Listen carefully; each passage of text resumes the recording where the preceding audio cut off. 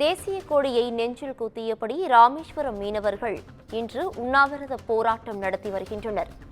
இது குறித்தான கூடுதல் விவரங்களை வழங்குவதற்காக எமது செய்தியாளர் சுரேஷ் இணைப்பில் இணைகிறார். சுரேஷ், வணக்கம். இது குறித்தான முழு விவரங்கள் என்ன? நிச்சயம் பவித்ரா, இந்திய தேசிய கொடியை நெஞ்சில் குத்திக் கொண்டு ராமேஸ்வரம் மீனவர்கள் இன்று உண்ணாவிரத போராட்டத்தில் ஈடுபட்டு வருகின்றனர். இலங்கை கடற்படையால் சிறைப்பிடிக்கப்பட்ட மீனவர்களையும் அவர்களது படகுகளையும் விடுவிக்க மத்திய மாநில அரசுகள் உடனடியாக நடவடிக்கை எடுக்க கோரி தற்போது போராட்டங்கள் நடைபெற்று வருகிறது.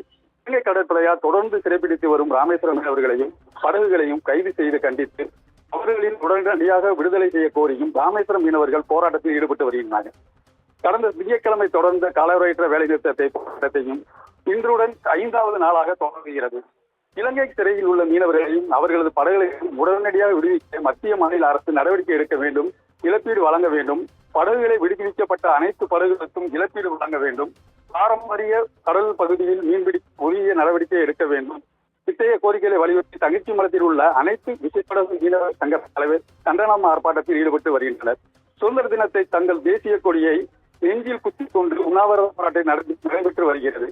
வேதனையும் அளிக்கிறது. அரசின் கவனத்திற்கு இதை கொண்டு செல்ல வேண்டும் என்று எதிர்பார்க்கப்படுகிறது. இந்த போராட்டத்தின் தேசிய கொடியை வரும் ஆகஸ்ட் 19ஆம் தேதி இந்த போராட்டத்தை தொடர்ந்து வருகின்ற ஆகஸ்ட் 19ஆம் தேதி, அதாவது வருகின்ற 19ஆம் தேதி ரயில் மறியல் போராட்டத்தில் ஈடுபட போவதாகவும் அது எந்த இடத்தில் இவர்கள் முடிக்கப் போவார்கள் என்பதும் தற்போது தெரியப்படவில்லை.